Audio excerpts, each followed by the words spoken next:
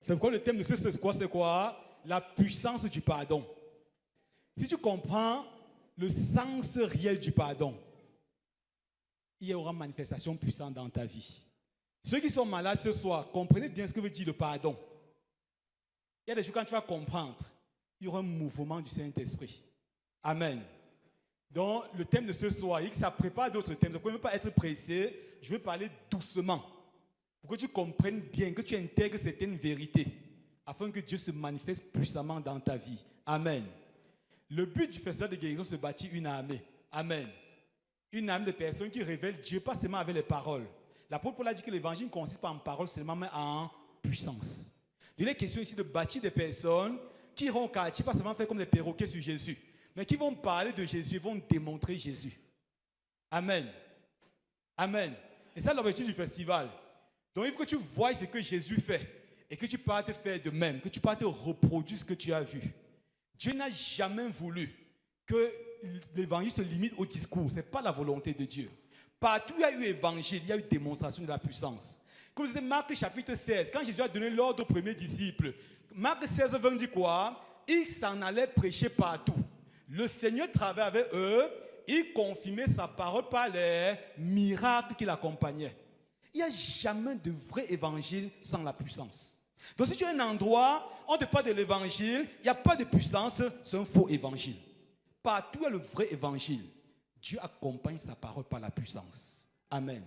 Et ce soir, ce qu'on va enseigner, c'est un élément qui va te préparer à recevoir cette puissance-là. Vous savez, les 2 derniers jours, on va parler de l'onction, n'est-ce pas? Mais commence à comprendre bien ceci. Et ce soir, ceux qui vont bien comprendre, Dieu va les guérir. Je priais, Dieu m'a dit qu'il y a tellement de personnes qui ont les cœurs brisés. Et ce soir, c'est la soirée de la guérison des cœurs brisés. Amen. Amen. La puissance du pardon. Dis à ton voisin la puissance du pardon. Salut au moins 3 personnes en disant la puissance du pardon. Amen. L'un des plus grands obstacles pour notre épanouissement, pour l'épanouissement du chrétien, est le manque du pardon. Le manque de pardon est un grand obstacle, l'un des plus grands obstacles à l'épanouissement des chrétiens. Il y a des gens dans les églises qui sont frustrés, abattus, malades, bloqués, enchaînés, liés, simplement parce qu'ils refusent de pardonner. Amen. En refusant de pardonner, vous vous détruisez, nous nous détruisons physiquement, spirituellement et moralement. Physiquement, il y a beaucoup de maladies. On dit mal d'estomac, on dit AVC, tuberculose. Toutes ces choses-là, parfois, c'est le manque du pardon. Donc, ça a un effet sur ta vie physique. Il y a des gens qui ont le mal gastrique ici, n'est-ce pas? Tellement ils ont enfermé les gens dans leur cœur. Donc, physiquement, ça nous détruit. Ça fait la vieillesse prématurée. Il y a des gens qui ont seulement 30 ans, tu penses qu'ils ont 45 ans. Parce qu'il y a le manque de pardon. Donc, tu vieillis prématurément. Sur le plan émotionnel, le manque de pardon t'affecte. Tu es tout stressé. On parle de tension artérielle, dépression nerveuse, toutes ces choses-là. C'est parfois parce qu'il y a un manque de pardon. Sur le plan spirituel, le manque de pardon apporte les oppressions démoniaques. Il y a des gens ici qui ne dorment pas simplement. Pourquoi? Parce qu'ils ne pardonnent pas. Les démons les oppressent. Ils disent, pasteur, mari de nuit est monté, femme de nuit est descendue. On prie. Rien ne se passe. Pourquoi? Parce que le manque de pardon te détruit aussi sur le plan spirituel. Ça ouvre comme une porte aux esprits méchants. Ils agissent sur ta vie. Amen. C'est comme après ce soir, c'est quand on va finir ce thème, que tu t'arrêtes et que tu pardonnes. Amen. Et Dieu va commencer une œuvre nouvelle. Et notre armée va voir le jour. Jean chapitre 20, 21. Jean 20, 21 à 23. Vous allez voir quelque chose. Le manque de pardon est à l'origine de tous les problèmes qu'on a dans la société. Les guerres, les conflits, les tensions, les jalousies, les haines. Vous allez voir que le manque de pardon est à l'origine de ces choses-là. Et quand nous lisons Jean chapitre 20, à partir du verset 21 à 23, on réalise que le pardon est l'une des missions de l'Église. Une des missions de l'Église, c'est quoi? C'est pardonner. À Jean chapitre 20, Jésus est ressuscité d'entre les morts. Comme disait Jean chapitre 20, à partir du verset 22, on dit souffla sur eux et leur dit recevez le Saint-Esprit. Il leur a donné le Saint-Esprit, mais il ne s'arrête pas. Il dit à ceux à qui vous pardonnerez les péchés, ils leur seront pardonnés. Ceux à qui vous retiendrez les péchés, ils leur seront retenus. Donc, Jésus envoie les disciples dans le monde entier. Mais il dit, l'une de vos missions dans ce monde, c'est quoi? C'est apporter le pardon à l'humanité. Donc, si vous pardonnez, l'humanité va rester bloquée. Si vous refusez de pardonner, autant pour moi, les gens vont rester enchaînés, bloqués. Mais si vous pardonnez aux hommes, Dieu leur pardonne. Si vous retenez, si vous dites non au pardon, Dieu aussi ne va rien faire. Il y a des gens qui souffrent quelque part parce que tu refuses de leur pardonner. C'est pourquoi Jésus a dit, ceux à qui vous pardonnez, il leur sera pardonné. Malheureusement, la notion du pardon a été très mal comprise. La notion de pardon a été très mal comprise dans les églises, brisant ainsi la communion des hommes avec Dieu, la communion des hommes entre eux, les exposant, les rendant vulnérables aux attaques de Satan et à la maladie. Beaucoup de maladies ici, là, viennent du fait que les gens refusent de pardonner. Pourquoi? Parce qu'on a très mal compris le pardon. On va commencer ce soir par définir qu'est-ce qui nous empêche. Qu'est-ce qui nous empêche de pardonner ou de recevoir le pardon? Et que ce soit une partie doucement parce que je nous prépare au mouvement de l'esprit qui va se produire. Quelqu'un dit va se produire. Jeudi, vendredi, il y a un grand mouvement de l'esprit. Mais avant que Dieu ne commence ce travail-là, que tu gères certaines choses dans ton cœur. Amen. Qu'est-ce qui nous empêche de pardonner? Première chose, la mauvaise compréhension du pardon. Certains pensent que pardonner, c'est être faible. Mais si tu dis pardonne-moi, c'est que tu es faible. C'est quand tu viens te dire je te pardonne, c'est comme si tu faisais un cadeau. Donc il y a la mauvaise compréhension du pardon. Ça, c'est la première chose. Il y a des gens qui voient le pardon comme une faiblesse. Comme moi, si je me rabaisser devant un enfant, c'est lui qui m'a blessé. Et je vais partir lui demander pardon. Or, dans la perception biblique, c'est l'offensé qui vient vers l'offenseur. Dans la conception naturelle, c'est l'offenseur qui doit venir vers l'offensé. C'est pourquoi Jésus dit que si tu veux faire ton offrande, et tu te souviens que ton frère a quelque chose contre toi, laisse ton offrande, va vers lui. N'est-ce pas? Donc, selon Jésus, c'est celui qui est offensé qui va vers celui qui est offensé. Donc, quand tu dis il m'a trop blessé, pasteur, il m'a trop menacé, Dieu te dit c'est à toi d'aller vers lui. C'est nous qui avons offensé Jésus, n'est-ce pas? Mais c'est lui qui nous a pardonné. C'est vrai, hein? Nous l'avons offensé, mais il a dit Père, pardonne-leur. Les hommes ont offensé Étienne, ont jeté des pierres, ont lapidé Étienne. Mais c'est Étienne qui a dit, Étienne n'a pas dit que non, d'abord, s'il ne me demande pas pardon, je ne peux jamais abandonner, je ne peux pas pardonner. Étienne a pardonné, donc l'offensé va vers l'offenseur. Il y a des gens qui t'ont blessé au quartier, il y a des gens qui t'ont calomnié, il y a des gens qui t'ont critiqué, il y a des gens qui ont fait des coups bas sur toi. Il faut qu'à la fin de cet enseignement, que tu partes vers eux et tu demandes pardon. Et tu leur pardonnes, tu dis que je te pardonne. S'ils ne veulent pas, tu trouves un moyen pour dire j'ai péché contre toi, pardonne-moi. Amen. Amen. C'est trop dur. Deuxième obstacle au pardon, deuxième chose qui nous empêche de pardonner, c'est quoi? L'art de la justification. Les gens qui aiment se justifier. On veut tous se justifier, l'auto-justification. Est-ce qu'il a tué Saül? Un homme comme Saül devait continuer sa royauté, mais il était prêt à se justifier. Dieu lui dit que tue tous les brebis, dévaste, détruit, mais tout pas interdit, brûle tout, les trucs de cette nation étrangère. Détruit tout. Il part brûler, il laisse les veaux gras, n'est-ce pas? Les bons brebis là, il garde ça. Quand Samuel arrive, au lieu de reconnaître son péché, il vient dire j'ai fait tout ce que l'Éternel a dit. J'ai tout fait, tout ce que Dieu a dit. Et Samuel va dire quoi? J'entends quel est ce bêlement de mouton que j'entends. Et jusque-là, il se justifie toujours. Que non, vraiment, tu vois, c'est le peuple qui a fait ceci, le peuple voulait. Or, tout ce qu'il fait, c'est quoi? J'ai péché, pardonne-moi. Là, de se justifier. Plusieurs personnes se justifier. Veut tout démontrer. Que non, c'est parce qu'on m'a blessé. Si on n'a pas fait ceci, je n'ai pas fait cela. C'est parce qu'on a fait ceci que j'ai fait cela.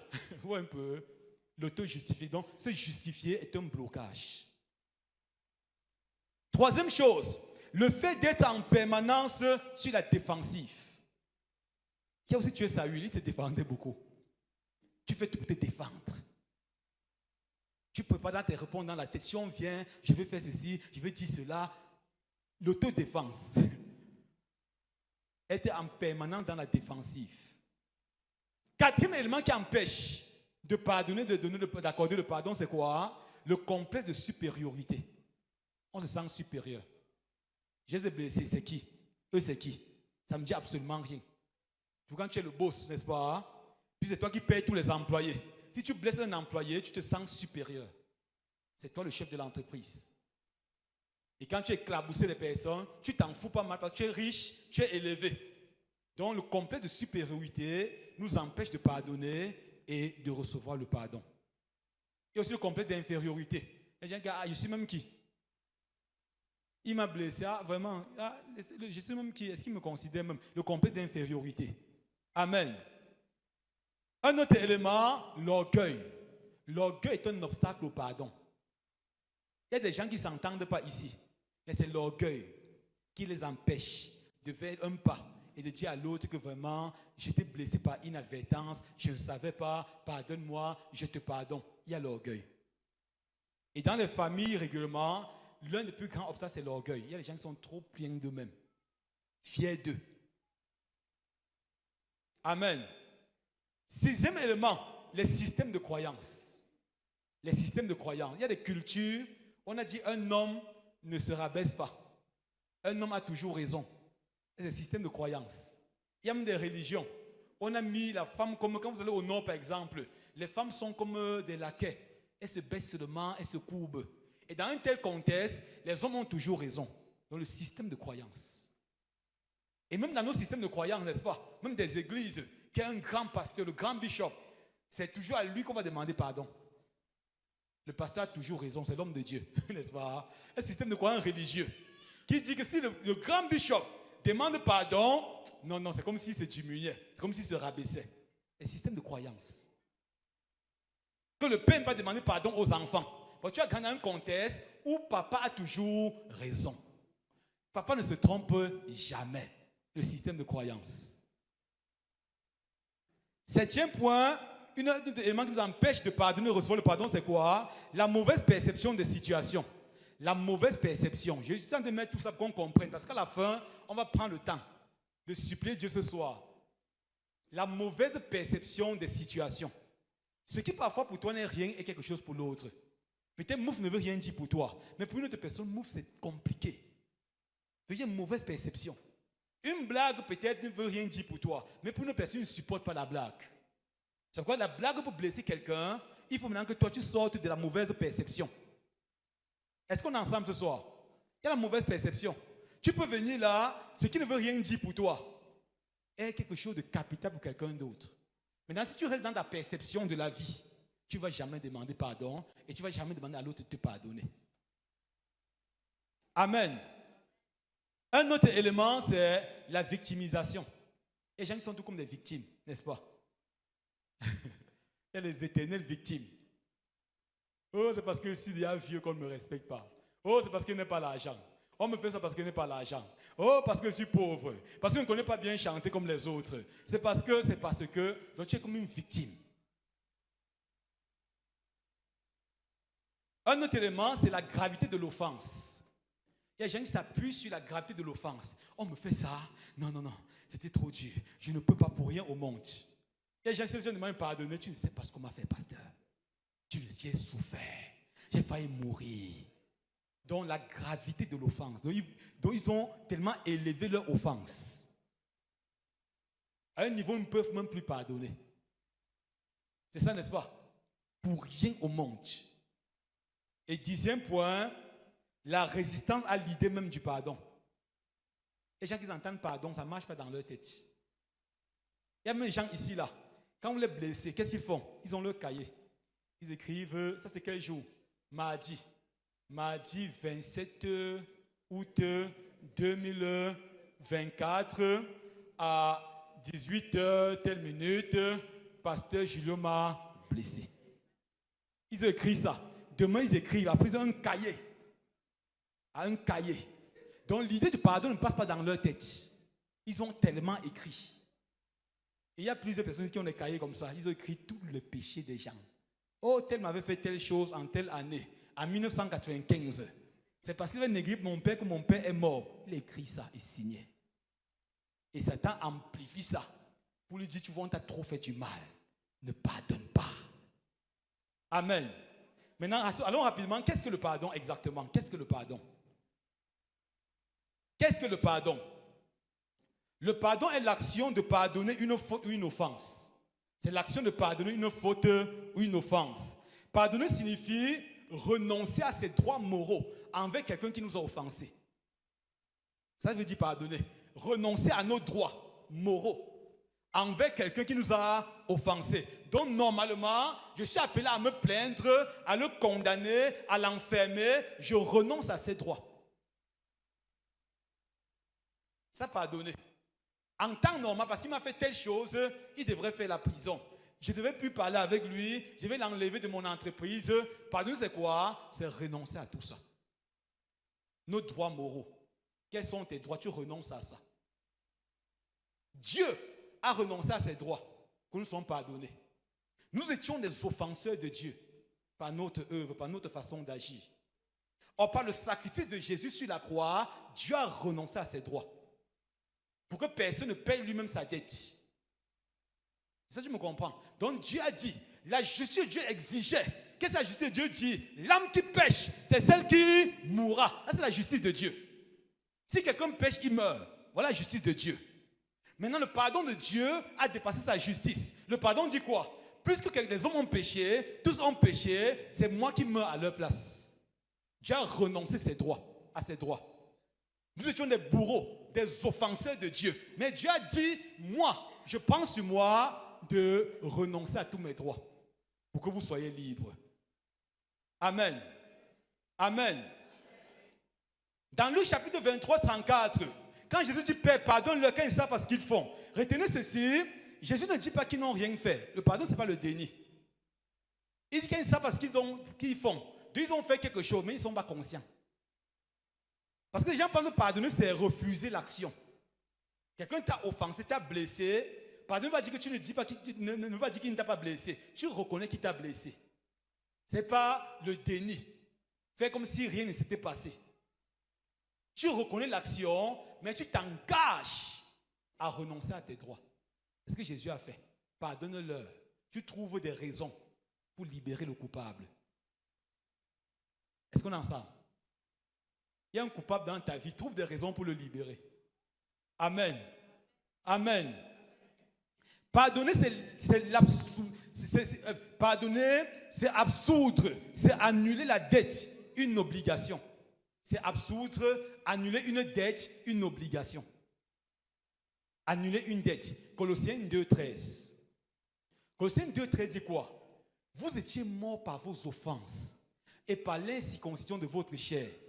Il nous a fait grâce en nous pardonnant toutes nos... de l'annuler, toutes nos dettes. Donc Jésus dit, la Bible dit quoi? Nous étions morts par nos offenses, par l'incirconcision de notre chair. Il nous a fait grâce en faisant quoi? En annulant. Verset 14 dit quoi? Il a effacé l'acte dont les ordonnances nous condamnaient et qui subsistait contre nous. Il les a annulés à la croix. Il y a les actes, il y a les cahiers qui te condamnaient. Quand tu étais petit, tu as volé dans la marmite. Quand tu es devenu grand, tu as triché, tu as fait avorter les filles. Il y avait comme ça des actes qui te condamnaient. On dit il est effacé. Ça ne veut pas dire que ça n'a jamais existé. Ça a existé. Mais qu'est-ce qu'il a fait? Il a... Déjà ton voisin fait un peu comme ça, il est effacé. Alléluia. Il est effacé. Donc pardon, c'est quoi? C'est effacé. Le pardon n'est pas une émotion ou un sentiment. Parce que je ne sens pas. Ah vraiment, je ne sens pas. Ce n'est pas un sentiment.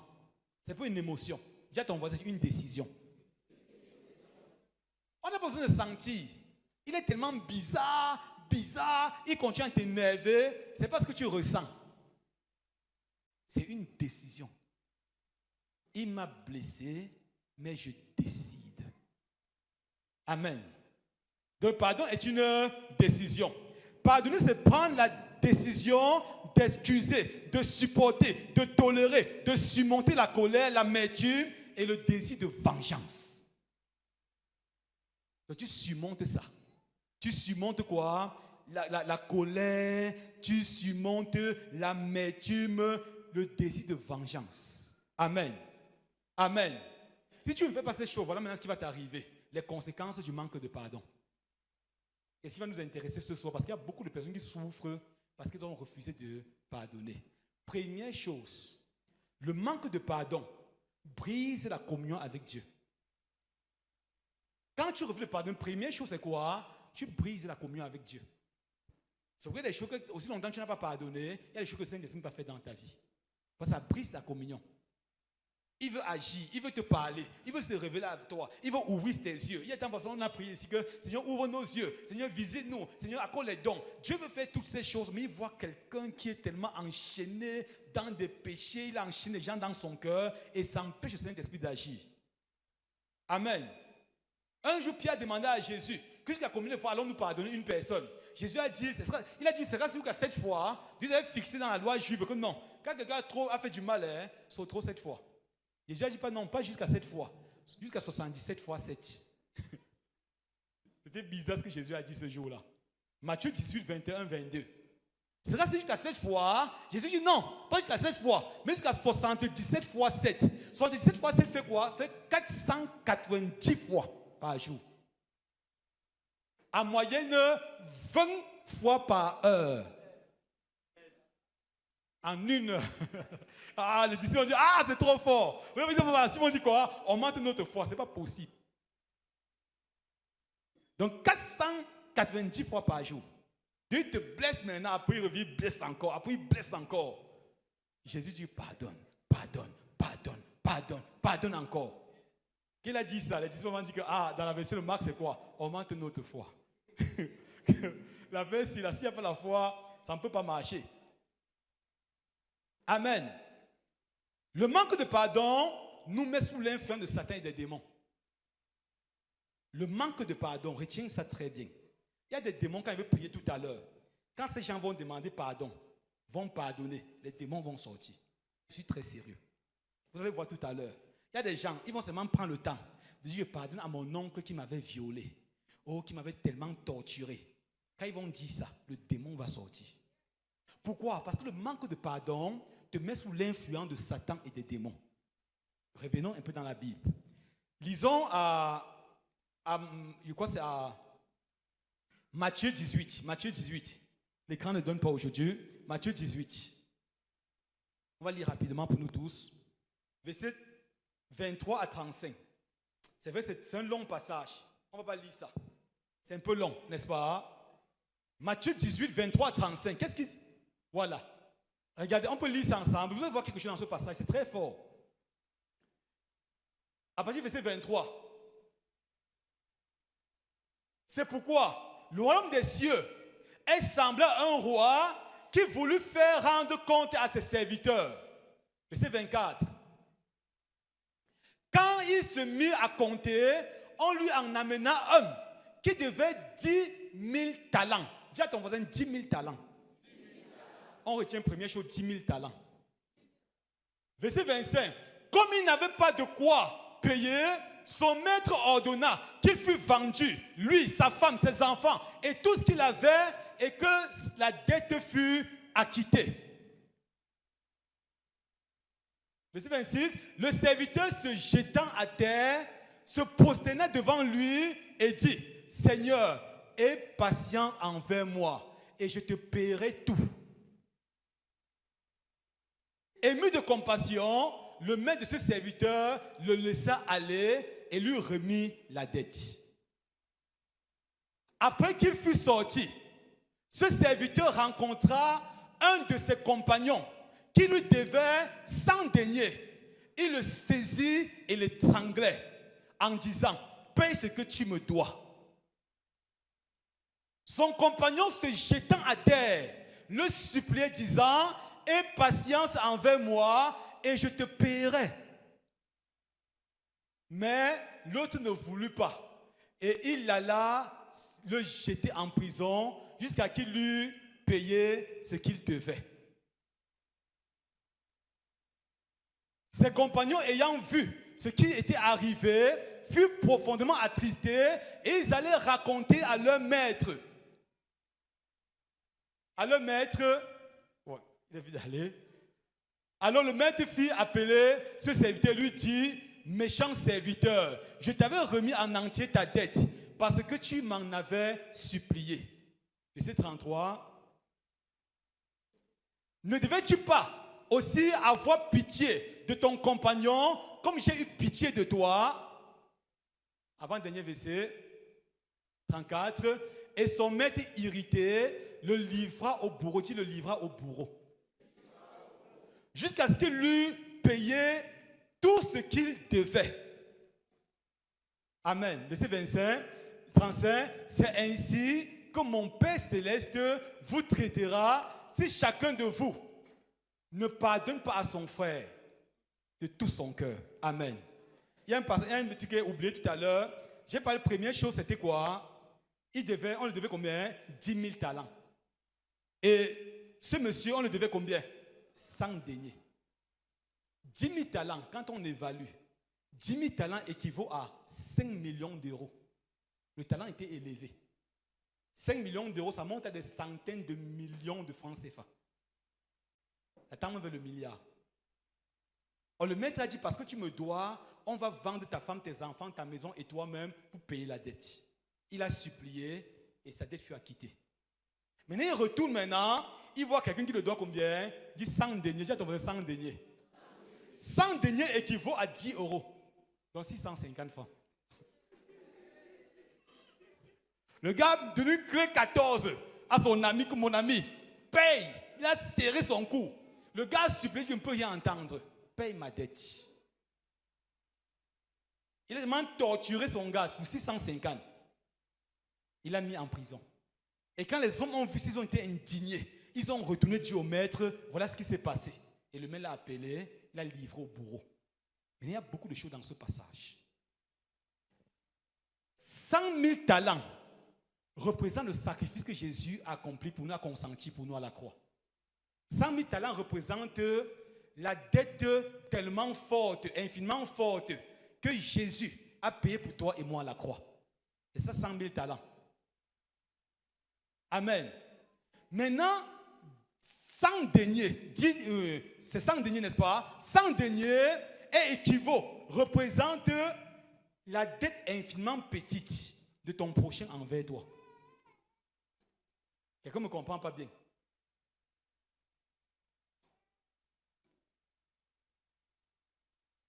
Il dit 10 000 talents représentent la dette infiniment grande que Dieu nous a donnée par l'œuvre de Jésus. 100 deniers représente la dette infiniment petite de ton frère envers toi. Donc chaque fois que quelqu'un t'a offensé, si on veut comparer ton offense à l'offense que tu as fait à Dieu, c'est infiniment petite. Donc c'est 100 deniers, 100 000 talents, ce que tu as fait envers Dieu. Maintenant, tous les offenses que les gens te font sur la terre équivaut à 100 talents. À 100, qu'est-ce que ça dit? 100 deniers. Donc toutes les offenses des hommes envers toi entrent dans 100 deniers, 650 francs. Donc depuis des années, à cause de 650, tu peux tuer quelqu'un, tu vas empoisonner les gens. Parce qu'il t'a fait du mal, tu l'as empoisonné. Tu as tellement été en colère. À cause de 650. Donc selon Dieu, c'est 650 là. Donc toutes les colères que tu as contre les gens là, ça entre dans 650. Mais Dieu t'a donné des milliards pour ta tête, pour te racheter. Maintenant, parce qu'il a refusé de pardonner, regardez ceci, le maître dit qu'il faut livrer au bourreau. Les bourreaux, spirituellement parlant, représentent Satan et les démons. Donc, quand on a livré ce monsieur au bourreau, désormais, les bourreaux avaient un droit légal sur sa vie. Donc, les bourreaux devaient faire de lui ce qu'ils veulent. Quand tu refuses de pardonner, de manière légale, Satan et les démons ont un droit légal sur ta vie. C'est pourquoi Satan peut te malmener, te torturer, venir toutes les nuits, t'appuyer sur le lit, faire des couches de nuit, bloquer ton cerveau, t'attacher, faire que rien ne marche. Pourquoi? Parce que le manque de pardon lui donne un droit légal sur ta vie. On dit qu'on le livre au bourreau. Les bourreaux l'ont tellement torturé. Dans le passage, on voit ça. Et c'est ainsi que mon Père vous traitera si chacun de vous ne pardonne pas à son frère de tout son cœur. Donc, en d'autres termes, si chacun de vous ne pardonne pas à son frère de tout son cœur, Dieu donne la permission à Satan. Donc le laisse. Comme tu refuses de pardonner, le pardon est une institution divine, une instruction divine. Il dit pardonner 7 fois, 77 fois, n'est-ce pas? Or, quand tu refuses, tu te mets sous le joug de l'ennemi. Retenez ceci, bien-aimé, Satan n'a jamais écrit une Bible. Mais tout ce que Dieu proscrit, Satan prescrit. Quand Dieu dit ne fais pas une chose, n'est-ce pas? Quand tu fais ça, Satan récupère simplement. Donc le commandement de Satan, c'est l'inverse que Dieu a donné. Quand Dieu dit aime, n'est-ce pas? Tu refuses d'aimer, tu m'as haï. Satan dit waouh, comme tu n'aimes pas, naturellement l'inverse c'est moi. Quelqu'un ne me comprend pas bien. Donc quand tu refuses de pardonner, tu te mets sous le joug de Satan.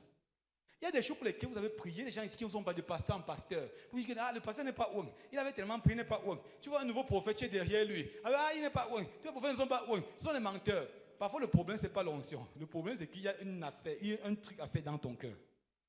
Si c'est Dieu lui-même qui s'engage à te laisser, à te livrer à toi-même, aucun homme ne peut faire quelque chose. Amen. Amen. Donc, on a laissé qu'il soit torturé. Nous sommes allés dernièrement au nord. On était avec le frère Bouclet et autres. Il y a une fille qui avait un problème bizarre. Il y avait une équipe de prière. Quand nous prêchons, elle avait un problème de possession avancée. Une équipe de prière. J'ai vu les gars qui prient le feu. Le feu. Toute une soirée. Crier. Toute une soirée. La possession, le démon est resté. On a tout fait. Le démon n'est pas sorti. On a renforcé l'équipe. Appelé, certains étaient fatigués, partent, d'autres reviennent. Ils prient, rien ne se produit. Le matin, on a la section du matin. Quand nous sommes venus le matin à la section du matin, on a canalisé la fille là vers moi, elle est encore venue. Et quand je dis non, viens. On a canalisé, orienté la fille vers moi, elle était assise, quand elle vit seulement sa tête, je dis, oh, c'est encore le cas là. Il a cherché un moyen pour vous dire que l'affaire est là. J'ai vu comme les gens ont prié hier, ça n'a pas marché. Et pendant que je la regardais, Dieu a commencé à me parler. Tu n'as pas pardonné à ta maman. Dieu m'a dit clairement que cette fille est en colère contre sa maman. Et quand elle est assise, elle lui a dit, tu as un problème avec ta maman. Elle a commencé à pleurer. Oh papa, elle m'avait abandonné, je n'ai même pas fréquenté, elle m'avait fait ceci, elle ne m'a jamais aimé. Elle a commencé à pleurer. J'ai pris le temps de lui demander pardon. Pardonne. Elle insistait, je l'ai convaincue. Quand elle a pardonné, elle a hurlé. Les démons sont sortis sans qu'on ait pris. Donc les démons étaient assis dans sa vie sur la base du manque de pardon. Une fois avec pasteur Valdo, à l'époque on fait les conférences embrasées pour Dieu. On est parti en Colbon à Yaoundé. On fait les conférences embrasées pour Dieu partout. C'était en 2021. On avait organisé une conférence là-bas. On a prié pour une fille, on a pris nos frères pasteurs. On a prié pour une petite fille, toute une soirée, rien. Le lendemain, on a encore prié, elle menaçait, elle tire les pasteurs, elle tire ta cravate. Elle était forte. Et quelqu'un parmi nous a reçu qu'elle avait un problème avec l'ami à son papa. Or, elle avait certainement été abusée par l'ami à son papa, elle a refusé de pardonner. Et les démons maintenant sont assis sur ce refus de pardon-là, ce manque de pardon pour la torturer, pour la malmener. Aucune prière ne pouvait chasser ce démon-là. Quand on a pu commencer à la convaincre de pardonner, quand elle a pardonné, les démons sont partis. Donc il y a des gens ici qui ont des problèmes simplement parce qu'ils ne veulent pas pardonner. Ton corps n'est pas le temple de la rancune, de la haine, de la jalousie, le temple du Saint-Esprit. Le Saint-Esprit ne peut pas cohabiter avec des choses qui ne l'honorent pas. Éphésiens 4:30 dit quoi? N'attristez pas le Saint-Esprit, par lequel vous avez été scellés pour le jour de la rédemption. Non, quand tu veux pardonner, tu attristes le Saint-Esprit. Quand tu l'attristes, il n'opère plus. Il n'agit pas. C'est comme quelqu'un qu'on a trop frustré, un enfant qu'on a trop frustré, n'est-ce pas? Quand on pose une question qu'il connaît, il rate. Quand un maître à l'école primaire à l'époque, quand nous on fréquentait encore l'école primaire, maintenant c'est plus ça. On te balançait comme ça, on te fouillait 4 colos en classe. On te fouette tellement, qu'on peut dire même 2 plus 2, tu rates. Tu es tellement attristé par le climat. Attristé. Tu rates ça. Bon, tu as peur. On pose une question simple, tu as peur. Bon, parce qu'on t'a tellement attristé. Le Saint-Esprit fonctionne comme ça. Quand tu l'attristes par le manque de pardon, il n'est plus opérant. il n'agit pas, il ne se manifeste pas. Amen. Amen. Donc, bien-aimé, le manque de pardon donne un droit légal aux démons sur ta vie. Le manque de pardon te rend prisonnier. Tu deviens prisonnier ambulant, une prison ambulante. Quelqu'un qui refuse de pardonner est une prison ambulante. Dis à ton voisin, j'espère qu'il n'est pas question de toi. Il ne s'agit pas de toi. J'espère qu'il ne s'agit pas de toi. Mais c'est toi, c'est un petit problème. Ce soir, tu peux régler ça. Donc, quelqu'un qui refuse de pardonner, c'est une prison ambulante. Donc, ton cœur est le lieu où tu as mis tellement de personnes, ton oncle, ton cousin, ton ancien petit ami, tu as mis tellement de personnes dans le cœur, là, tu as enfermé. Et qu'est-ce qu'ils font dans ton cœur? Ils urinent, ils font leurs besoins, ils font les selles. C'est pourquoi on voit ton visage comme un vieux masque bamoun. Parce qu'il y a des gens en train de déféquer dans ton cœur. Ton visage est toujours... Oui, j'avoue que c'est un congak. Quand vous voyez les visages, c'est comme la danse au congak là. Donc, ils sont toujours bizarres. Pourquoi? Parce qu'à l'intérieur de leur cœur, il y a quelqu'un qui est en train d'uriner. Il y a quelqu'un qui est en train de faire les selles dans leur cœur. Donc tu es une prison. En prison, qu'est-ce qu'on fait? Tu as fait la cellule, va en cellule, il y a un seau, n'est-ce pas? Chaque matin, chacun vient uriner à l'intérieur. C'est comme ça quand tu ne pardonnes pas. C'est pourquoi tu es toujours en colère, toujours en colère. Il y a des gens que vous voyez à tout moment sont toujours fâchés. Toujours négatifs. Ils ne voient jamais quelque chose de bon. Pourquoi? C'est leur cœur. C'est leur cœur. Sérieux. Donc tu portes les gens avec toi. Tu es un prisonnier qui s'ignore. Il y a une grande missionnaire allemande. On appelait Corinne ten Boom. Corinne ten Boom. Ça c'est dans les années du nazi. Le temps de Hitler. C'est une très grande missionnaire. Elle a dit un jour que pardonner, c'est libérer un prisonnier pour s'en apercevoir que c'est nous le prisonnier. C'est une très grande... Elle a fait le tour du monde entier. Elle est partie partout évangéliser. Qu'est-ce qui s'est passé dans la vie de Corinne ten Boom? Avant que les soldats du nazi ne viennent arrêter, il y a un monsieur qui a trahi sa famille. On a arrêté son père, son grand frère, sa soeur. On a enfermé, on les a emprisonnés. Et pendant ce séjour dans le camp de concentration des nazis, son père est mort, son frère, sa soeur, tous sont morts. Et puis, Corinne ten Boom a été libérée. Elle a commencé à avoir mal. Quand elle voit le monsieur, elle ne digérait pas. Pendant des années, elle a eu mal. Et un jour, elle a compris qu'elle en fait était une prisonnière. C'était elle la prisonnière. Elle a écrit un jour à ce monsieur-là, parce qu'on a aussi enfermé le monsieur plus tard. Dans sa prison, Corinne ten Boom a écrit à ce monsieur: tu as fait qu'on tue mon papa, que ma soeur meure, que je perde presque tout, mais parce que Jésus m'a pardonné, moi je te pardonne. Je te pardonne. Quand le prisonnier a pris la lettre, il a pleuré. Il a dit, si Jésus a pardonné à Corinne ten Boom, il peut aussi me pardonner.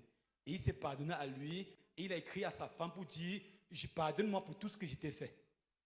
Donc ce monsieur a été libéré, Corinne ten Boom a été libérée. C'est pourquoi elle a fini par conclure quoi? Pardonner, c'est libérer un prisonnier pour s'en apercevoir que c'est nous le prisonnier. Que c'est toi le prisonnier. Donc tu libères un prisonnier, et au finish, tu te rends compte que le vrai prisonnier, c'est toi. Amen. Il y a beaucoup de prisonniers parmi nous ce soir. La bonne nouvelle, c'est que Dieu va les libérer ce soir. Refuse d'être un prisonnier. Il y a des gens qui tombent blessés, ils ne sont pas au courant. Mais tu l'as chaque jour. Oh, il m'a fait ça. Oh, quand on chante, il a pris le micro. Il n'aime pas quand j'interviens. Il n'est pas conscient. N'est-ce pas? Il a tiré le micro. Et Satan vient amplifier. Regarde la force. Donc tu vois ça dans ton tête. Il ne m'aime pas. Il ne m'aime pas. Il ne m'aime pas. Et tu ne dors pas. Tu as les insomnies. Tu le vois dans la nuit. Je voulais, c'était moi qui chantais. Il a vite pris l'avance sur moi. Et Satan vient amplifier. Satan vient te dire, quitte même l'église là. On ne t'aime pas à l'église. Quitte. N'est-ce pas? Et la semaine prochaine, dimanche, tu ne viens pas. On dit, sister, tu étais où? Que vraiment, il était trop pris. Tu commences à inventer des histoires. Tu ajoutes, tu confies ton péché. Tu inventes un autre mensonge. Donc, péché sur péché. Et Satan t'entraîne comme ça. Et ceux qui t'ont offensé ne sont même pas au courant. Ils étaient vraiment naïfs. Ils ne savaient même pas que ça te blessait. Amen. Un autre point, le manque de pardon souille ton âme et ton esprit.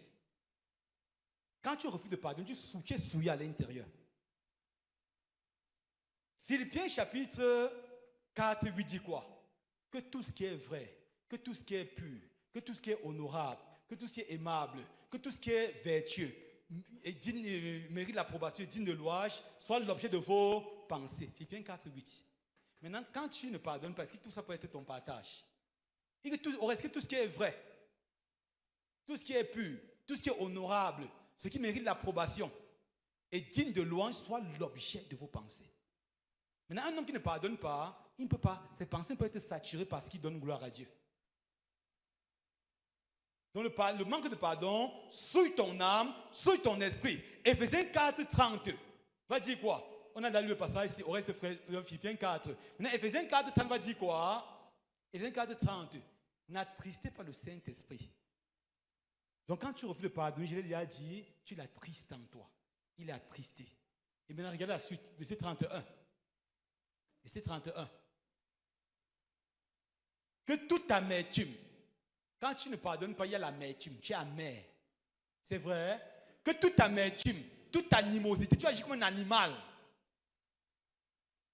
Toute colère, toute clameur, toute calomnie et toute espèce de méchanceté disparaissent du milieu de vous. Or, quelqu'un qui n'a pas pardonné à toutes ces choses dans sa vie, il y a quoi? L'amertume, on est amer. Il y a l'animosité, parfois on agit comme un animal, on est violent. Quelqu'un montement à l'église veut prêcher au nom de Dieu, il est violent, il est amer, il est comme un animal parfois. Et c'est peut-être qu'il défend Dieu, n'est-ce pas? Comme si Dieu était impuissant, c'est maintenant lui. J'ai dit que maintenant, comme on me menace trop sur la terre là, défends-moi, n'est-ce pas? Toute colère, quand tu ne pardonnes pas, tu es constamment en colère. Toute clameur, toute calomnie. L'un des lieux le plus de calomnie, c'est l'église. On voit ça. Hein? Il y a l'un des lieux, je parle par expérience, où la calomnie se manifeste le plus. C'est le bâtiment là, l'église. Calomnie, c'est quoi? Quelqu'un n'est pas là, vous dites des choses sur son nom, à son insu. Ça, calomnie. Vous dites des choses sur lui. Or, j'ai constaté que le lieu où il y a le plus de calomnie, c'est les bâtiments des églises. Les gens vont calomnier. Et la calomnie n'honore pas Dieu. Somme 101,5 dit quoi? Que Dieu va punir le calomniateur. Mettez un peu Somme 101,5. Voilà le lot du calomniateur. Donc Dieu nous engage. Imagine que tu n'as pas pardonné, tu es dans la calomnie tout le temps. Le frère Beauclerc t'a offensé. Au lieu de venir vers lui et dire que frère Beauclerc, ta façon ne fait même pas plus, tu gardes. Tu vas plutôt voir le frère Valdo que l'autre jour. Quand on était là-bas, le frère Beauclerc m'a fait telle chose. Il m'a même piétiné. Il a même dit telle chose. Or, au lieu de t'adresser à la personne, tu vas avec quelqu'un d'autre, on appelle ça la calomnie. Donc quand tu laisses le concerner pour t'adresser à quelqu'un d'autre, tu es en train de calomnier. Et maintenant, le Somme 101 dit quoi? Somme 101,5. Désolé, la machine, c'est un peu lente. Il parle de Dieu qui va faire comment? Qui va punir le calomniateur. Donc quand tu ne pardonnes pas, non seulement ton âme est souillée, mais Dieu est décidé, déterminé à te châtier pour cette façon de fonctionner. Amen. Avançons, ça ne passe pas, avançons. Il va qu'on finisse très tard parce qu'on va prendre le temps de prier tout à l'heure. Le manque de pardon vous apporte des maladies et la vieillesse prématurée. Tout à l'heure, il y a les maladies physiologiques, d'ordre physique là, qui viennent du manque de pardon. La plupart des gens qui ont des problèmes d'estomac, mal d'estomac, ici vous voyez très bien, plus vous êtes en colère, plus vous sécrétez certaines hormones qui commencent à affecter votre estomac. L'insomnie, l'AVC.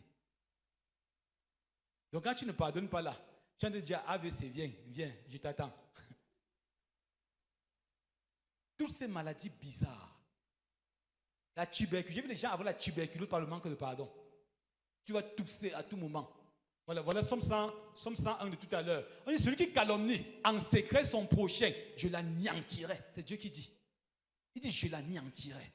Donc parfois il y a des choses dans ta vie, c'est Dieu lui-même qui permet ça. Il a envie de t'anéantir. Pourquoi? Parce que tu as bouché à l'église, pas pour louer Dieu, mais pour rapporter. Prendre ici, tu donnes de l'autre côté, tu prends là-bas, tu donnes de l'autre côté. Et Dieu dit je l'anéantirai. Amen. Et à un autre point, j'ai dit que le manque de pardon nous apporte des maladies. Il y a tellement de maladies. Si on veut citer les maladies, il y a tellement de maladies qui viennent du manque de pardon. Les maladies qui sont liées au cœur, les maladies vasculaires, cardiovasculaires et autres, la plupart viennent du manque de pardon. Et même les scientifiques reconnaissent ça. Ton cœur n'a pas été fait pour porter les gens à l'intérieur, pour enchaîner des personnes.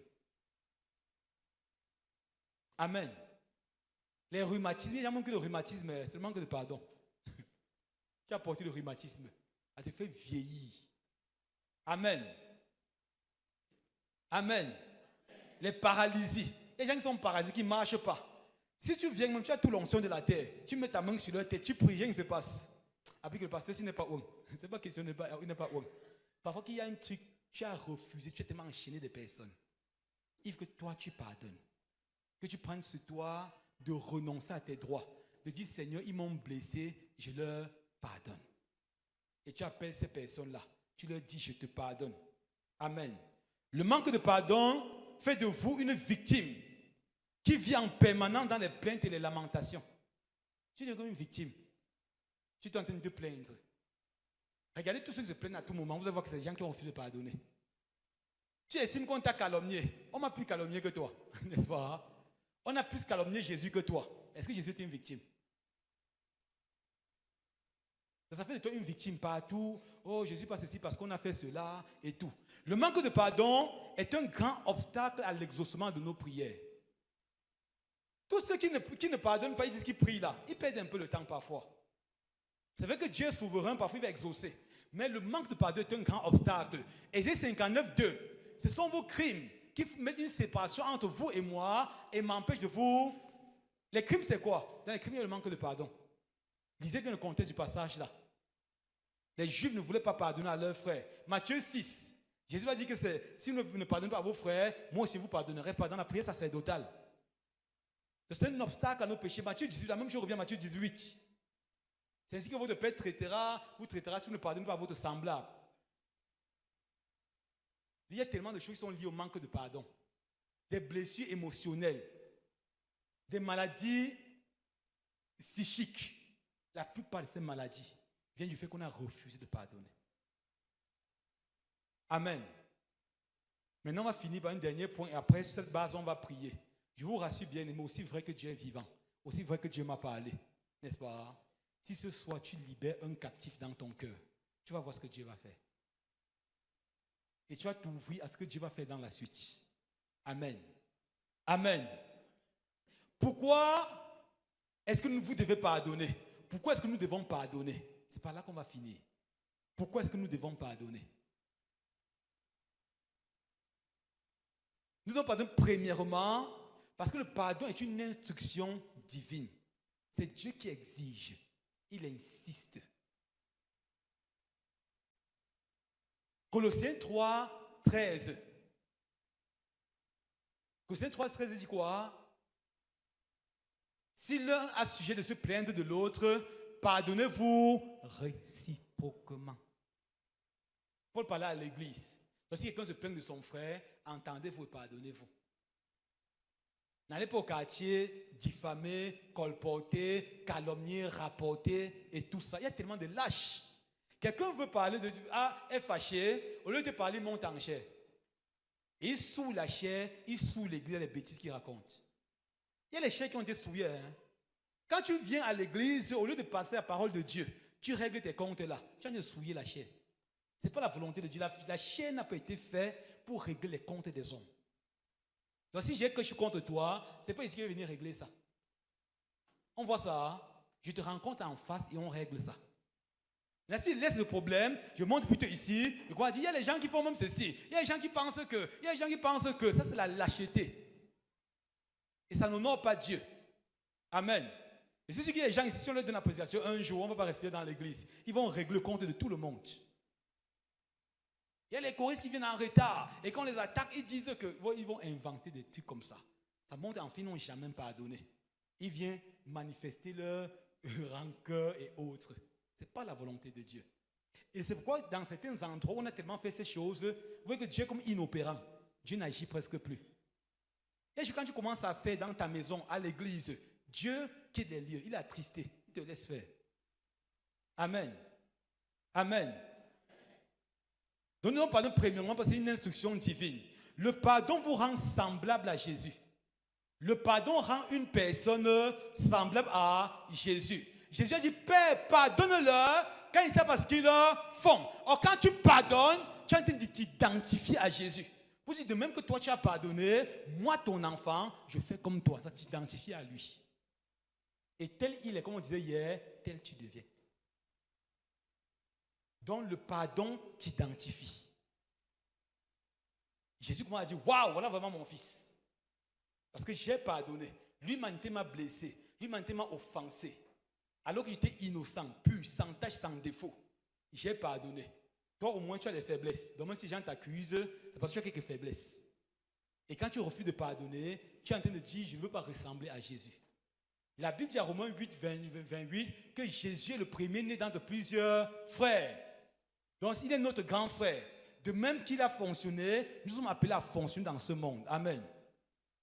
Le pardon nous libère du ressentiment et de la culpabilité. On est ensemble? Du ressentiment et de la culpabilité. Quand tu ne reçois pas le pardon de Dieu, tu culpabilises. Il y a même des gens parmi nous ici qui ont demandé pardon, on leur a pardonné, mais ils ne sont jamais pardonnés à eux-mêmes. C'est pourquoi ils sont constamment dans la culpabilité.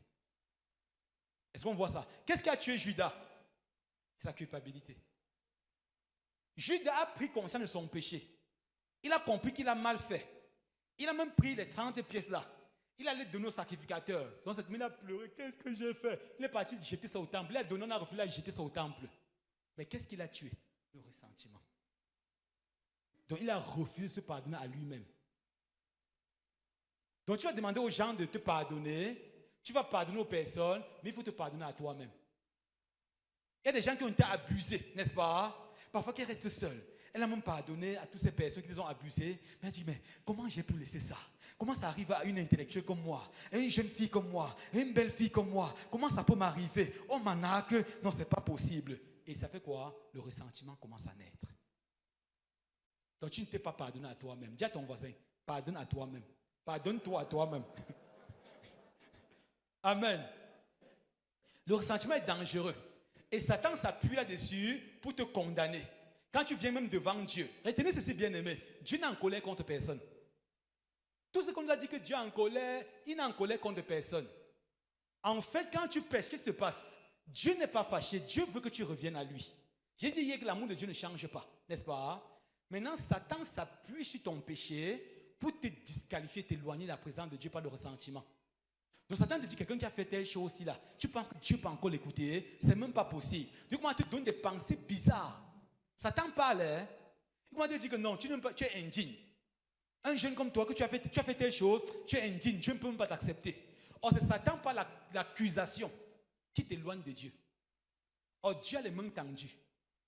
C'est-à-dire que 7 fois le juste tombe, 7 fois l'Éternel le relève. Et ce Dieu qui pardonne tous tes péchés pour l'amour de moi-même, je ne me souviendrai plus de tes péchés. C'est ce que Dieu dit.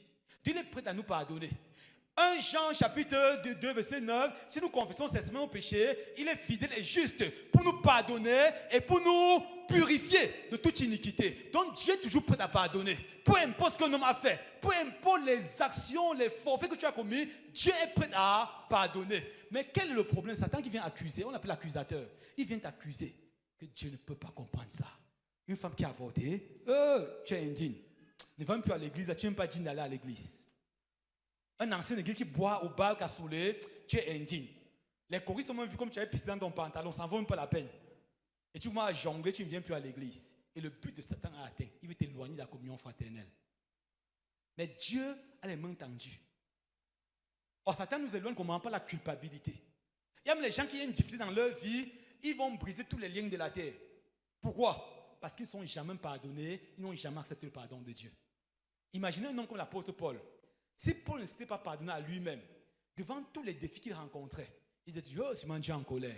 Oh, ce que j'ai tué Étienne là, la mort d'Étienne, le sang d'Étienne qui crie comme ça. Or, il faut que tu te pardonnes pour ne pas arriver à ces choses-là. Donc, Paul va avoir une difficulté. Quand on le bloque quelque part, on commence à battre sur lui, à lui donner 39 40 coups moins 1. Il dit, oh, sûrement c'est la mort d'Étienne. Étienne est juste un saint. C'est parce que j'ai tué Étienne qu'on me traite comme ça. Et Satan s'appuie là-dessus pour le malmener, le torturer et l'empêcher d'être épanoui.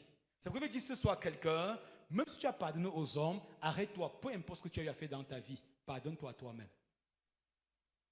N'est-ce pas? Tu as été violé, peut-être toi qui as laissé qu'on te viole, peut-être tu as fait des choses qui ne tiennent pas. Tu peux dire ce soir, je me pardonne à moi-même. Tu es tombé 1000 fois dans le même péché. Tu peux dire, je me pardonne. J'ai vu des gens comme ça, qui ont commis un péché, Satan les a éloignés, qui allait détruire entièrement. Or, ce n'est pas Dieu le problème. Et que Dieu a les mains tendues. Peu importe ce que l'homme a fait, tous tes péchés multipliés par l'infini n'est rien devant une goutte de sang de Jésus. Donc, une goutte de sang de Jésus est puissante pour effacer tes péchés multipliés par l'infini. Romains 5, 20, là où le péché a abondé, la grâce de Dieu a... Tes péchés sont à 100 mètres, la grâce de Dieu à 100 000 mètres. Donc, peu importe ce que tu as eu à faire, Dieu a les mains tendues. Il te dit, mon enfant, je t'aime encore. Mais qu'est-ce qui te fait ne pas accepter le pardon de Dieu? C'est Satan qui te culpabilise. Tu es tombé dans un truc bizarre. Peut-être tu as jonglé, tu as volé de l'argent. Pendant que tu grandis en Christ, il y a des choses que tu vas toujours faire. Tu vas tomber, te relever. Parce que tu atteins le statut parfait, n'est-ce pas? Maintenant, parfois, ne te condamne pas trop. Dis, je suis encore tombé, tu es mon père. Pardonne-moi. Sincèrement, tu acceptes ton pardon, son pardon. Tu crois qu'il t'a pardonné et tu avances. Et si tu ne le fais pas, tu ne seras pas efficace. Amen. Amen. Je suis en train de parler à quelqu'un. J'insiste ce point-ci là. Pardonne à toi-même. Il y a des choses qui sont arrivées dans la vie de ton entourage. Les gens qui sont morts à cause de ta négligence. Peut-être on les a soignés, je ne sais pas trop, qui sont morts à cause de ta négligence. Ces personnes ne sont même plus, mais tout le temps, ça te revient tout le temps. Oh, si je n'avais pas fait telle chose, oh, tel ne serait pas parti. Arrête-toi, tu dis Seigneur, je l'ai fait. Pardonne-moi. Et tu prends le temps de te pardonner à toi-même. Amen. Amen. Donc le pardon nous libère de la culpabilité. Nous libère de la culpabilité. Le pardon transforme notre foi. Sans le pardon, la foi est inopérante. Regardez, à Marc chapitre 11, à partir du verset 22, Jésus a donné un enseignement sur la foi. Il va continuer au verset 24 en disant quoi? Tout ce que vous demanderez que vous demanderez en priant, croyez que vous l'avez reçu et vous le verrez s'accomplir. N'est-ce pas? Maintenant, verset 25, il change de sujet. Il tombe sur le pardon. Il vient donner un enseignement sur la foi. Et quand il a fini l'enseignement sur la foi, il tombe au verset 25. Et lorsque vous êtes debout, faisant votre prière, si vous avez quelque chose contre quelqu'un, pardonnez. Afin que votre Père qui est dans les cieux vous pardonne aussi vos offenses. Mais quel est le lien entre la foi, l'enseignement sur la foi et le pardon?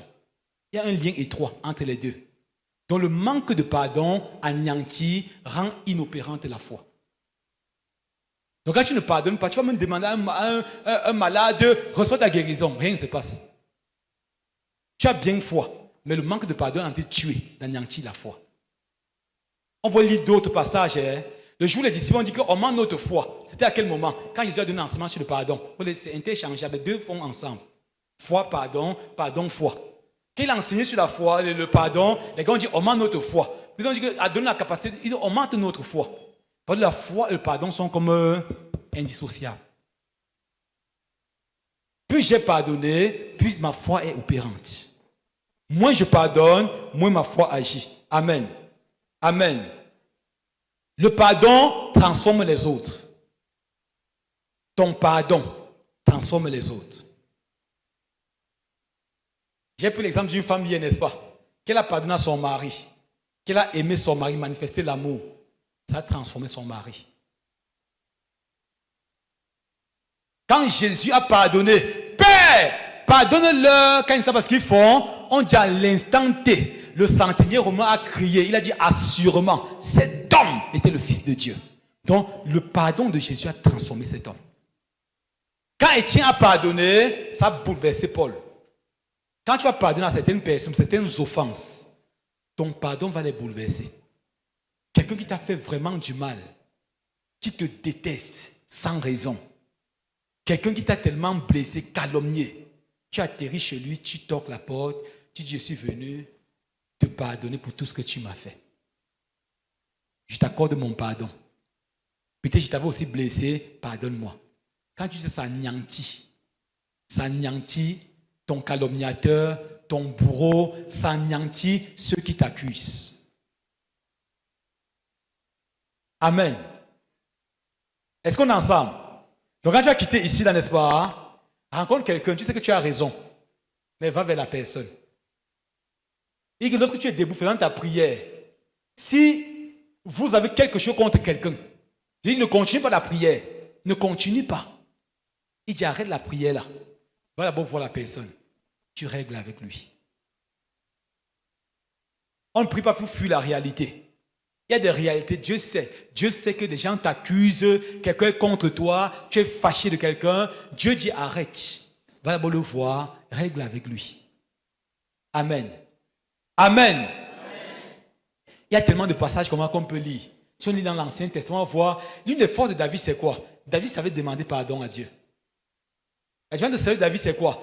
Quand Saül a péché, il trouve un moyen pour s'auto-justifier. Mais David va facilement se répandre son âme devant Dieu. J'ai péché contre toi. Je ne suis même pas digne que tu fasses ceci. Mais le pardon se trouve auprès de toi. Lorsqu'on tourne vers l'Éternel les regards, on est rayonnant de joie et le visage ne couvre pas de honte. Dieu est prêt, prompt à demander pardon. Amen. Un autre point, le pardon favorise la guérison. Dis à ton voisin, le pardon favorise la guérison. Jacques chapitre 5, 16. Confessez vos péchés les uns les autres et priez les uns pour les autres afin que vous soyez guéris. Il y a quel lien là? Il commence à confesser les péchés. On confesse les péchés à quel moment? Quand il y a eu une offense. Quand tu confesses les péchés, tu dis Seigneur, pardonne-moi, non, confesse et pardonner, n'est-ce pas? Il dit confessez vos péchés les uns les autres et priez les uns pour les autres afin que vous soyez guéris. Il va continuer verset 17. La prière efficace du juste a une grande efficacité. La prière vient d'où? La prière fervente du juste, ça vient d'où? Quand le juste a pris le temps de confesser, la prière devient efficace. Il dit vous priez les uns pour les autres. Donc si entre nous ici on se confesse les péchés les uns les autres, on prie les uns pour les autres, on sera guéri. C'est ce que l'église est supposée vivre. Donc normalement, si l'église n'est pas comme une jungle où les gens sont tous les uns contre les autres, se détestent les uns les autres, elle est des centres de guérison. Nos bâtiments, normalement, dans les premières églises, quand on voit le deuxième siècle, le père d'église Tertullien raconte que dans les premiers siècles d'église, les locaux de l'église servaient à guérir les malades. Quand on avait formé les catéchumens, on avait mis les lits à l'extérieur de l'église. Il y avait les lits presque partout. Quand quelqu'un était malade, on l'amène seulement, on le dépose sur un lit là-bas. À la fin du culte, un catéchumen vient tester sa foi marche sur le fidèle là, sur le malade. Maintenant, pourquoi ça n'agit plus dans nos églises? Tellement tu as péché que tu ne crois plus que Dieu guérit. Quand tu as quelqu'un, Jésus guérit, tu dis, ah, il guérit où? Tu crois pas à quelque chose, tu crois vraiment en quoi, bien-aimé? Quand tu as quelqu'un, Jésus a guéri, c'est fâche. Tu crois en quoi? Il y a des gens qui ne croient en rien à l'église, hein? Attends, dis-moi, Jésus est là pourquoi alors? Donc nous perdons notre temps dimanche après dimanche. Dimanche, tu portes ton vêtement, tu prends ta famille, tu mets derrière toi, aller servir un Dieu qui ne peut pas te guérir. C'est bizarre. Ou l'église est le lieu où tu viens danser, attendre la fête de récolte, n'est-ce pas? C'est pas ça. L'église est un lieu où Dieu veut montrer sa puissance aux hommes. Quand on parle le mot salut, le mot sozo, qui veut dire sauver, n'est-ce pas? Vous aussi dit guérir, vous aussi dit délivrer, vous aussi dit restaurer, vous aussi dit faire prospérer. Tout ça entre dans le salut. Maintenant, nous avons choisi seulement la dimension qu'on ne voit pas, spirituelle. Tu iras au ciel. N'est-ce pas? Mais en attendant sur la terre, souffre. C'est un message qu'on a passé de façon indirecte. N'est-ce pas? Et quand ça va trop fort, tu inventes un cantique. La terre n'est pas à moi, la terre n'est pas à moi. Un cantique bête. N'est-ce pas? Il y a un chant comme ça que non, continuez. Je vais vous entraîner au prochain chant. La terre nous appartient. La terre à nous. Amen. Ça te choque ce qu'il dit. Somme 115, 16. À l'Éternel, les cieux, est-ce qu'il renferme? Les cieux, c'est ceux de l'Éternel. Il a donné la terre. À qui? Au Fils des hommes, à nous. Il nous a donné la terre. La terre à nous. Nous mangerons les meilleures productions du pays. Amen. Est-ce que la Bible dit, n'est-ce pas? Nous serons la mamelle des rois. Il y a tellement de promesses. Tu ne dis pas ça, bien-aimé. La terre à nous. Que ton règne vienne où? Au ciel? Sur la terre.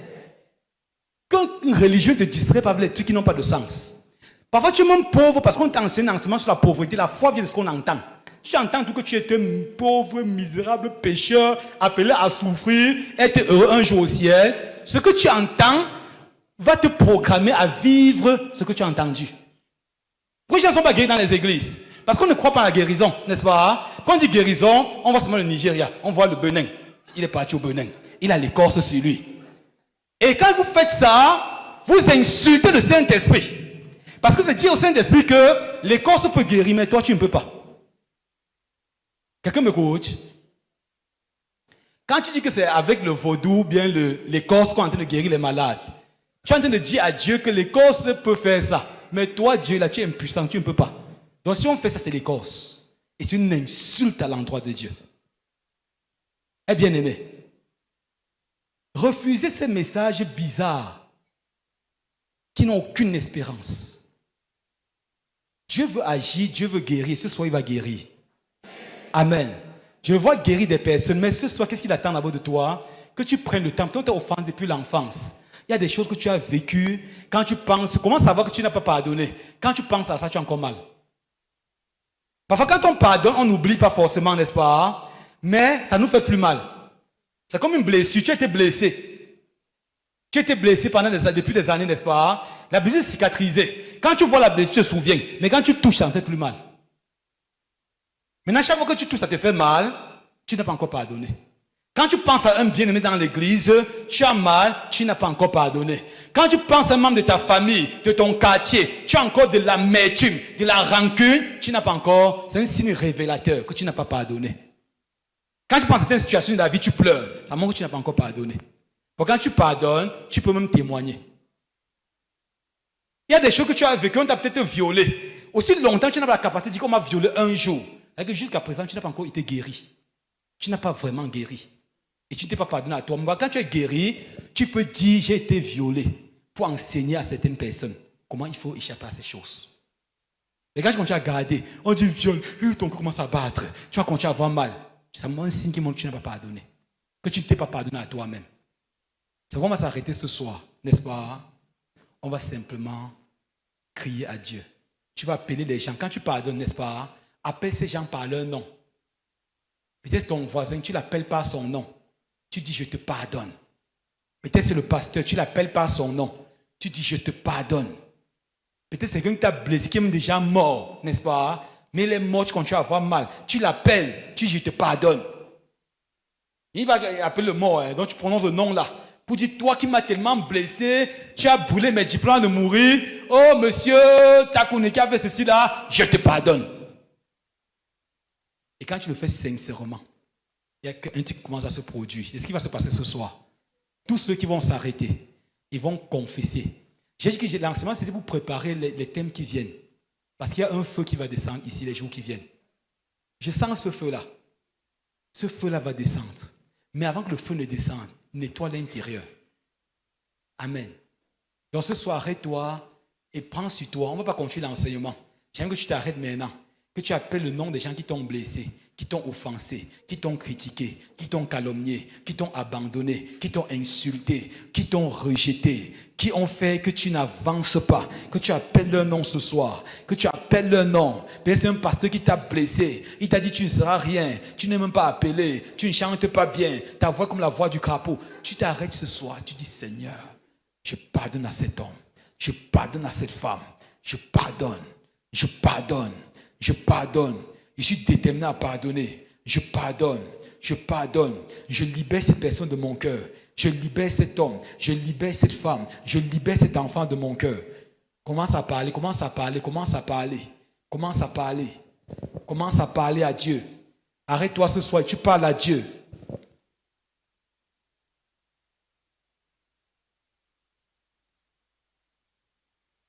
Commence à parler à Dieu. Commence à parler.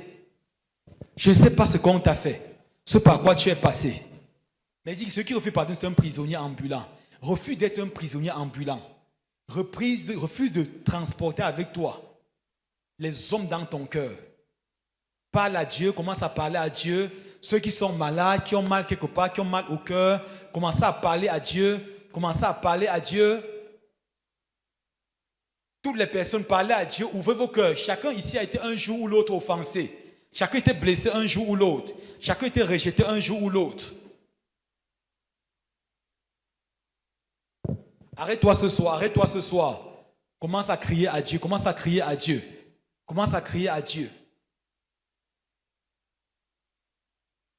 Et c'est ainsi que mon Père vous traitera. Si vous ne parlez pas aux autres de tout votre cœur, commence à parler. Commence à parler. Commence à parler.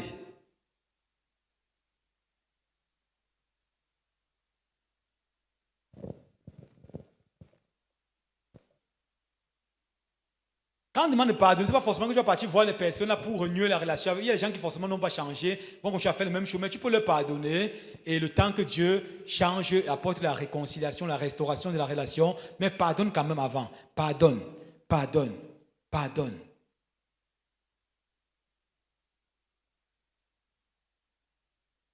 Parle ce soir. Il y a un mouvement de l'esprit. Je n'ai même pas eu le temps de parler de toutes ces choses. Il y a beaucoup de choses qui ont laissé de parler. Le pardon déclenche le mouvement du Saint-Esprit. Le pardon apporte le mouvement du Saint-Esprit. Je n'ai pas insisté là-dessus. Il y a tellement de choses sur le pardon, on ne peut pas dire tout en une soirée comme celle-ci. Et nous pouvons retenir ce soir que le pardon apporte la guérison. Le pardon apporte la guérison physique, spirituelle, psychologique, morale. Le pardon apporte la guérison.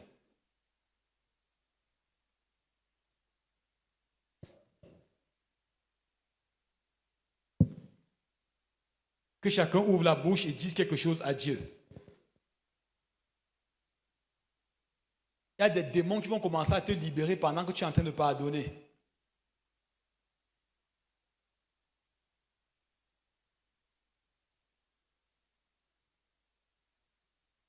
Ouvre ta bouche et dis quelque chose à Dieu.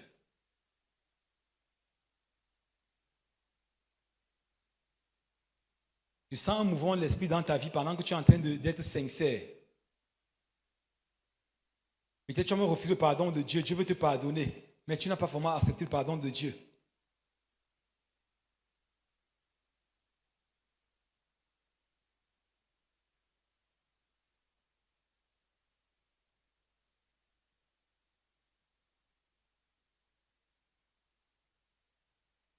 Parle à Jésus, parle à Jésus.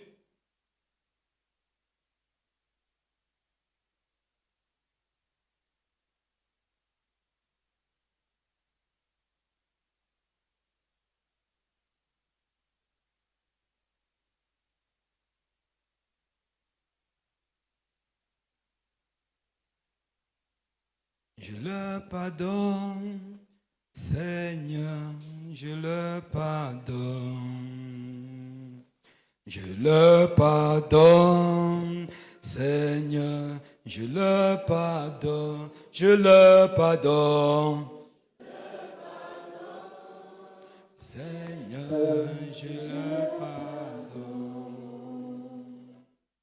Je le pardonne, Seigneur, je le pardonne, je le pardonne. Seigneur, je le pardonne, je le pardonne. Seigneur, je le pardonne, je le pardonne. Seigneur, je le pardonne, je le pardonne. Seigneur, je le pardonne, je le libère, je le libère. Seigneur, je le libère, je le libère. Seigneur, je les libère, je les libère. Seigneur, je les libère, je les libère. Seigneur, je les libère. Est-ce qu'on peut se tenir